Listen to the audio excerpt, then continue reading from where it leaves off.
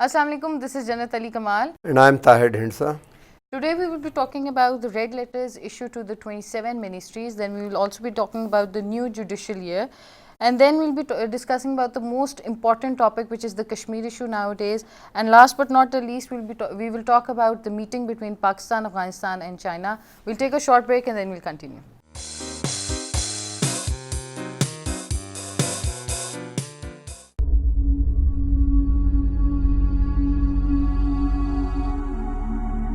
जिंदगी का हर उजाला जुड़ा है उस रोशनी से जिसकी तवानाई से हर शय है रोशन।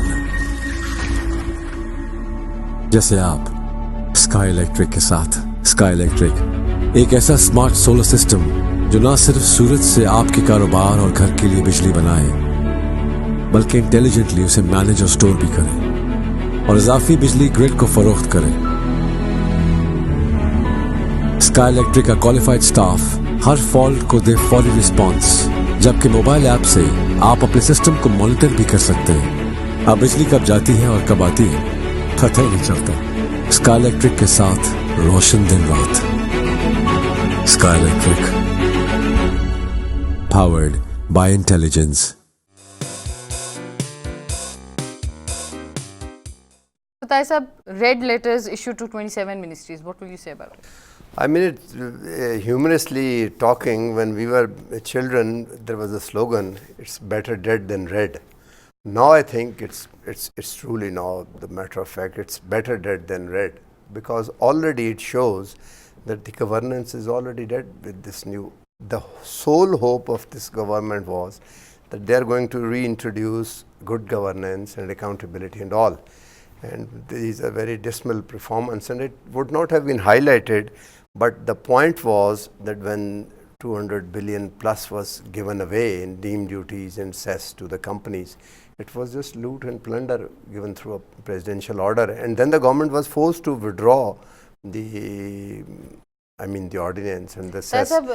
So the next week, I think we come to the next week. Next week is going to see further tension between the chief executive, who is the prime minister, and the certain ministries. For example, Umar Ayub and the Nadeem Babar, who has been closely associated with these power companies and all, I think they are in great trouble. Also, other ministries. Prime Minister has also asked for a report by 9th September. By 9th September. But the next week, I think now it's going on. And same is with the police. You see, when this came, a police person, Nasir Durrani, had done some very good work in KPK. And the performance was outstanding to the extent that on certain posts they actually replaced army, and they have sacrifices. And they were good with citizen and crime rate and everything. But in Punjab, the same he tried to replicate, but they did not accept. The thing is that during the last 20 years, just imagine, then an ASI in the police, who is the assistant inspector, he's not even the sub-inspector, is appointed. Now they are SSPs and DSPs, I mean they are in the senior cadre. And they have brought in their own nephews and rishtadars to all that. Where they look forward to the political parties appointed. Right at this moment, half of the bureaucracy and police and the administration is not working, because earlier half would not work, that they wait that their party would come and they would work. Other was loyal to the other party. Now, the bureaucracy and police is not working. Tahir sahab, it's been 3 months since the data, they've asked for the data, but it has been delayed. In the data, they also require the purchase of the vehicles, equipments. So already big fishes are behind the bars. So do you see any more people The big fishes are not behind the bar. Few political leaders are behind the bar. So they are the big fishes. Zardari is a big fish. Nawaz Sharif is a big fish. No, he's not a big fish. I mean, the loot and plunder is orchestrated through the bureaucracy. It's the bureaucracy who knows what to say, where to flag the file and where not to flag the file, where to put the note and where not to. I was sitting with someone, and on urgent basis for a project request came to the ministry that you initiate. And he asked, okay, send it to the law ministry that it should vet it first. And I asked that initially you would have started, and the later on you'll complete the project. I mean, on the paperwork, and send it to the law ministry. Then why are you doing it? Let's see, good governance. In Punjabi, they said, "Chalo aaphe karan phir." Well, that sort of. So there is a delay. So that needs complete overhaul. And in Punjab, the chief executive is a good person. And so Tahir, coming towards Punjab IGP is to appear before the Senate body on 12 September for the custodial death of robbery case. Yeah, so how will you say that? I mean, the chief executive is a good person, but his grip is not very good. I mean, they don't listen to him sometime. So that's a big failure. That's a big failure, and they need to be replaced. And the bureaucracy and certain, I don't think so. They're trying to change the NAB laws for bureaucracy and the business person. I mean, do you think Asif Ali Zardari and Mian Nawaz Sharif and Shahbaz Sharif and Suleiman Shahbaz, they do it themselves? They do it through the bureaucracy. They do all the business, especially the dirty one, through their front people, front man. And they're not politicians. They're not bureaucrats.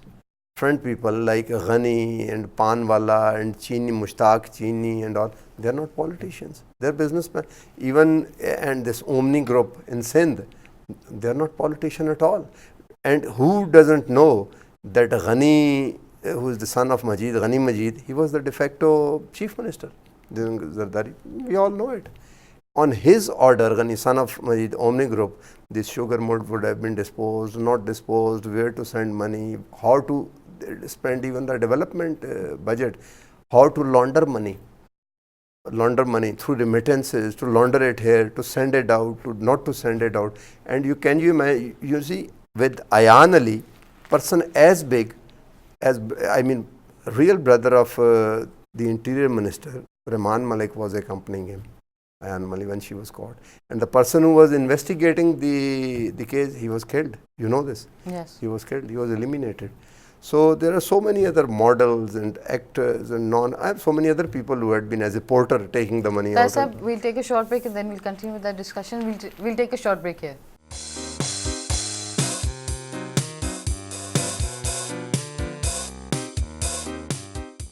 So Tahir, new judicial year is starting from 11 September in the next week. So how will you comment? I mean, this concept was started by Iftikhar Chaudhry. Yes. And the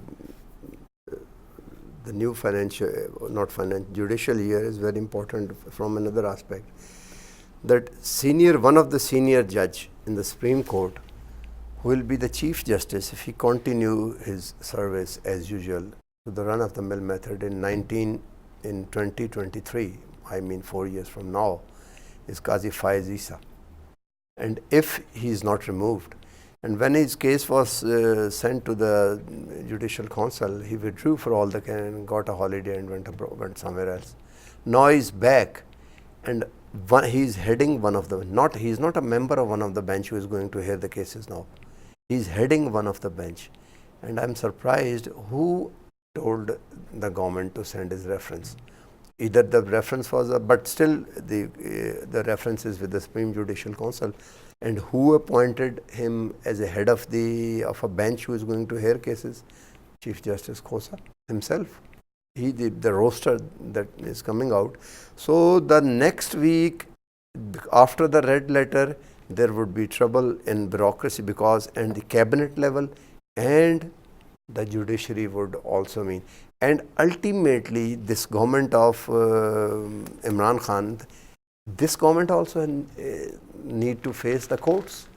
So these would be the judges who will be sitting on the other side of the fence. This is also one of the mistakes of Imran Khan's government. Not mistake, but not mistake. Imran Khan, we agree. Personally, he's a well-meaning, he's sincere with the state of Pakistan. He's honest. And he's honest. There's no doubt. But this party is not Tariq Insaf. This is amalgam. This is shake of People's Party and Noon League. They came from Baba Rawan. He was here, he's here. Then Fawad Chaudhry, he was there, he was here, he's here. All. So they are the same people. These elected, Jahangir Tareen was even with the Noon League and the other party. Jahangir Khan Tareen, I'm talking about. So these the thing was that Imran Khan was nobody, he was a player only. And he was a philanthropist when he started his hospitals and all. And on that goodwill, that token of, I would say, this empathy that he showed to the nation, the token of love, he was a darling. And he came on that sentiment. But there was no need for these electables. He would have fielded his own candidate who was, and you see, whatever criticism, the best performing ministers are those who were from originally. For example, Murad Saeed, he is doing all right. He is doing very good. Post office has become profitable. Yes. Post office has become profitable when nobody sends letter and mail and all that. It has become profitable. So he is doing all that because he is an origin, and he was not electable at all. He was nobody. He was a boy. Still, he is a very boyish look and all that, and posters and all. And one of the young ministers. One of them. Then other two, I don't want to name them, but changed the ministry, and now once again government is thinking over to bring him back. Sharia, they are nowadays, they are mulling over the decision to bring him back to interior once again. Okay. Sharia. Then other, what about those who were, this Umar Ayub Khan, he was a minister with Musharraf. He and Hina Rabbani Khar, they were the ministers on the finance side. Then he's brought back, I mean, to this end. And Musharraf and the other government, the Noon League, Awais Laghari initially, but no, he's not here. Then he joined, then it's the good luck that he is not. But these are the same people. It is Noon League and People's Party which is actually ruling through their proxies in the. They don't even listen to, for example, it's unimaginable that the ordinance that see the light of the day was not shown to the cabinet, not brought into the cabinet, not parliament, not to the without cabinet approval, the ordinance was issued. And do you think that the Prime Minister has a time and spare time to go over the details and understand? And it was so complicated. The cess was allowed to build the pipeline, the TAPI. Then the company kept on, the pipeline was not built, and government was using something. They were not giving it to, according to the law, it was for the purpose, had to be used for the purpose for which the tax was collected. So the companies are not giving it to the government because government would have used it otherwise, and TAPI project was stalled because of this. But the previous government was using the taxes for otherwise. Taxes for other purposes. Yes. I mean, now the president, they said, they still write them off. And 200 and something 400 billion write them off through an ordinance without bringing it to the cabinet. So I think it's a good example that way, and he should thank God that he had a time to withdraw the. Otherwise, this would have been the scandal, biggest scandal. It's bigger scandal than money laundering and all that. Tasa will also come. Ishaq Dar did the same thing. On the very first week when they came to the power, they gave $495 billion, rupees in the circular debt of the IPPs. And who was the beneficiary? Their friends. Mia Mohammad Mansha was one of the beneficiary because he's the richest man. But at least this government has highlighted all of them. Taisa, we'll talk about the Kashmir issue, but we'll take a short break here and then we'll continue. We'll take a short break here.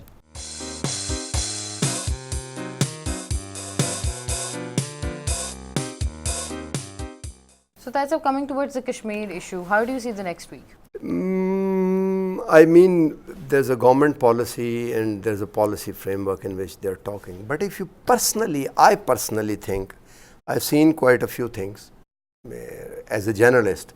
For example, I was watching every moment of it when they were about to detonate nuclear weapons.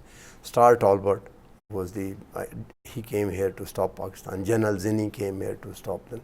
And there was a complete silence on the government. And the public was infuriated. Why are you not doing it? Why are you not doing it? And then came a statement in front of the Star Talbot, Gaurav Yuberme. He said, it's not a matter of if, but when. And they ultimately did that. I personally, and I think emotionally, I can compare it with that. I think we are heading towards war. I personally think. Now in Kashmir, you know, JKLF is fully mobilized. And if they are fully mobilized, initially it's the establishment on this side of the line of the control which was holding them back to going out from there. And the government has removed and they have taken away the ban on prohibited bore for Kashmiris 5 kilometers range close to the LOC. The very first, on the 6th of August, the government took that decision. Up till now, the Kashmiri must have been armed as a first defense if the war came. And JKL mobilized, nobody can stop that 100,000 plus people to enter the occupied Kashmir. What will happen if they start, mowing from this end, and there is already Hurriyat from that end, there would be sort of a civil war in Kashmir.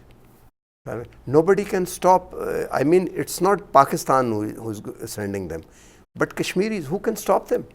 A day before yesterday, some boys in Kotli crossed the LOC, went there, said prayers, Jamaat by Jamaat, and fluttered the, Kashmiri flag there. And then fire came from the other side, and one of the Kashmiri was injured, and they brought them back. Nobody can stop. How can you stop them? So I personally think so that the situation in that Kashmir is likely to close to the next few weeks when the curfew is gone and all, would be very bad for India. And there would be no alternative for the Indians but to declare a full war. So I think we are heading towards war, and the only thing is that can save is the Indian action. They reverse it or talk to Pakistan on in a meaning way or something. So that's what role do you see of UN in this? If two nuclear countries are going towards war, UN had never had any role. And historically, UN has played no. UN is US. When the Second World War was won, the 5 winners, France, Great Britain, UK, United Kingdom, Soviet Union, which is now Russia, and China, 5 and US, 5 winners become P5 permanent members and form UN. They are taking the decisions. And the world has changed now, because one of the permanent is not with them now, Russia, it is away. Germany has again risen from the ashes, and it's the second or third biggest economy exporter of the world. China is not with them, so once again it's a multipolar world. So US has played. For example, earlier Pakistan would enjoy a great influence with the West. And do you know 20% cost of this Indus water treaty after building canals and all was India was made to pay to Pakistan, because we were close to the West at that time. The UN resolution on Kashmir came because Pakistan was close to the US. We were close to the West, and Indians were close to the Iron Curtain nation, Soviet Union, all these. As of in the next, so I don't think so week, UN has there's a any meeting role. between Pakistan, Afghanistan, and China. So how do you? It has taken place today, but its repercussions would follow in the next week. One of the important topic is extension of CPEC to Afghanistan. There are 2 points. One is Chatral, which is Wakhan corridor, only about 10-20 kilometers. Afghanistan, then other side is Tajikistan. And when you go to the Tajikistan, then from Dushanbe and all the way to Russia and Moscow and throughout the north till Helsinki, as far as crossing whole of the northern Europe and Helsinki. Okay. And the other route is from Torkham.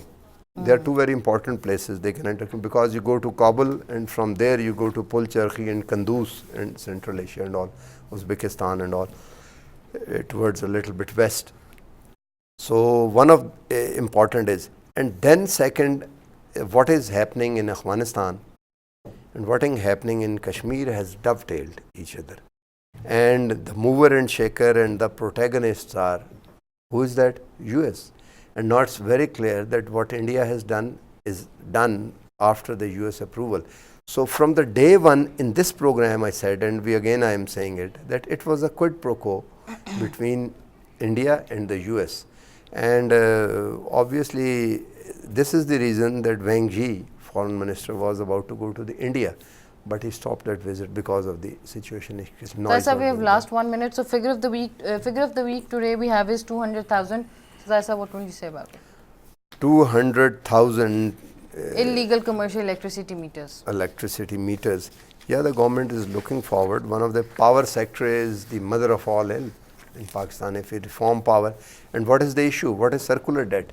Because we produce power, X amount of power, 36 to about at some places 50% power is leaked out. It's pilferage, it's stolen, and the rest of the customer is made to pay the rest of the cost, their cost as well.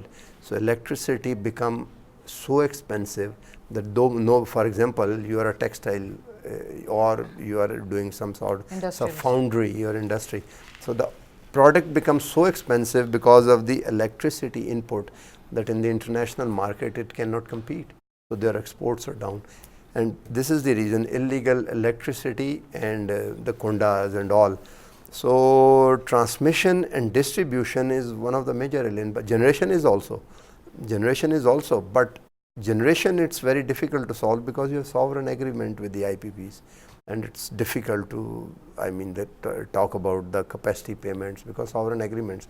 But distribution and transmission is one thing we can refine, we can get this is political in nature.